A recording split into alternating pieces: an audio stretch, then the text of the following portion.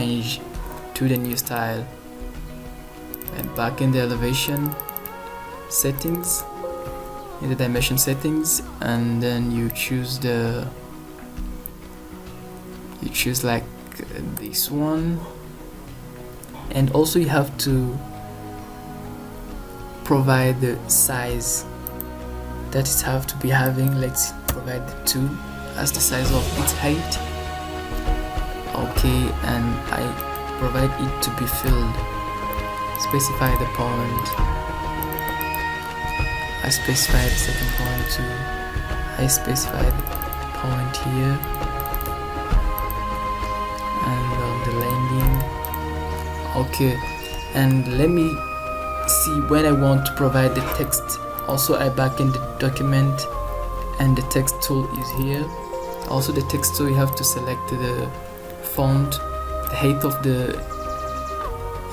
of the letter, and if it is going to be bordered italic or other underlined or strike through, and the letter will be in the lead color. So the letter, if it have to be opaque or in frame, let's write like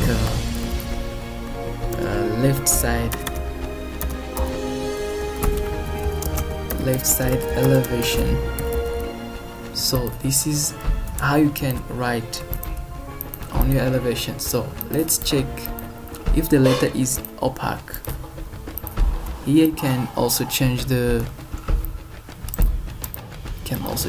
color if your letter is opaque, and then provide another color. So if you want to border your letter, you have to provide the frame so that it can be bordered in like a black or lead line.